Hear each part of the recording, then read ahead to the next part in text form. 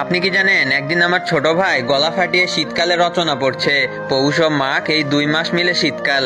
এই সময় যুবক ছেলেদের একা একা থাকতে অনেক কষ্ট হয়। আব্বা পাশে বসে পেপার পড়ছিল। ছোট ভাইয়ের শীতকালে রচনা শুনে পেপার রেখে লাফ দিয়ে উঠলো। ওই তুই কি পড়ছিস? ছোট ভাই বলল, আব্বা শীতকালে রচনা পড়ি।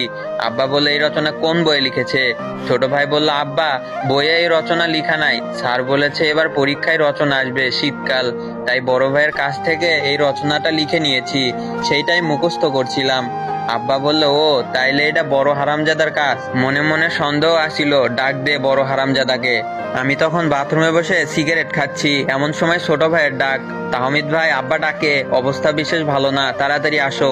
আমি তাড়াতাড়ি সিগারেট বাথরুমে ফেলে দিয়ে মুখের সিগারেটের গন্ধ দূর করতে টুথপেস্ট খুঁজতে লাগলাম। তখনই মনে হলো টুথপেস্ট আগের দিন শেষ হয়েছে, তাই শ্যাম্পুর বোতল থেকে একটু শ্যাম্পু নিয়ে মুখের মধ্যে চালান করে দিলাম। ওরে আল্লাহ, এর থেকে বিষ খাওয়া ভালো আসছিল। একটু সব ফেলে দিয়ে কয়েকবার কুলি করলাম, তারপর আব্বার সামনে গিয়ে হাজির। আব্বা বললো, তো বড় সাহেব এতক্ষণ কই ছিলেন, আসতে এত সময় লাগলো?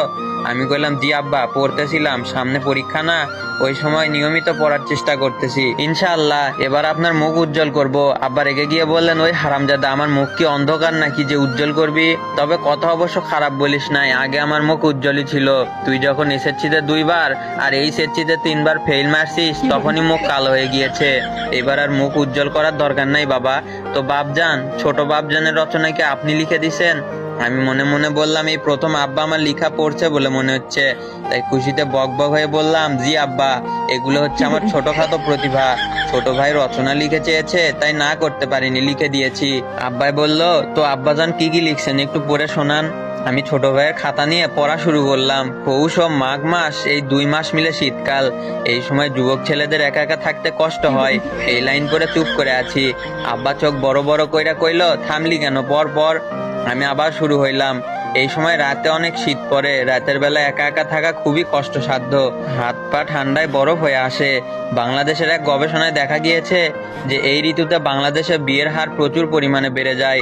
তাই বাংলাদেশের বিখ্যাত অনেক লেখক এই ঋতুকে বিয়ের ঋতু বলে আখ্যায়িত করেছেন। বিয়ের ঋতু নিয়ে রবীন্দ্রনাথ লিখেছেন, আমারও পরানো যাহা চাই, বিয়েরও ঋতু তাই, বিয়েরও ঋতু তাই গো।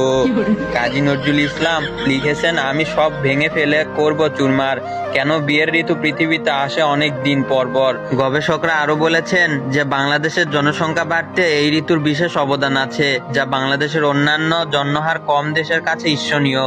আব্বা একটু শোনার পরে বুক ধরে ফ্লোরে বসে গেলেন। আমি বললাম, আরো বলবো আব্বা? আব্বা বললেন, যদি বাপকে জীবিত দেখতে চাস তাইলে এখানে এই রচনা পড়া বাদ দে। আমি বললাম, কেন আব্বা? এখানে তো প্রকৃত সত্যই তুলে ধরার চেষ্টা করা হয়েছে। আব্বা বললেন, আরে রাখ তোর প্রকৃত সত্য, তাড়াতাড়ি ওষুধের বক্স নিয়ে আয়, জীবন গেল। আমি দৌড়ে আব্বার ওষুধের বক্স নিয়ে আসলাম। একটু পরে আব্বা বলল, আজ বুঝলাম আমার বড় ছেলের এত প্রতিভা কেন। আমি কাচুমাচু হয়ে বললাম, কেন আব্বা? যে ছেলের একটা সামান্য রচনা মানুষের হার্ট অ্যাটাক করাতে পারে, তার সম্পূর্ণ পরীক্ষার খাতা দেখতে কমপক্ষে 4-5 জন মাস্টার অবশ্যই লাগবে। আব্বা বলল, আমি বুঝে গেছি, আমার ছেলের মেধার দাম এই দেশে নাই, তোকে আমি উচ্চ শিক্ষার জন্য উগান্ডা পাঠাবো বাপজান। আমি বললাম, না আব্বা, আমি আমার এই প্রতিভা দেশের কাজে লাগামো, দেশের মানুষের কাজে লাগামো, দেশের উন্নয়ন করবো। আমার এই কথা শোনার পরে আব্বার চোখ বন্ধ।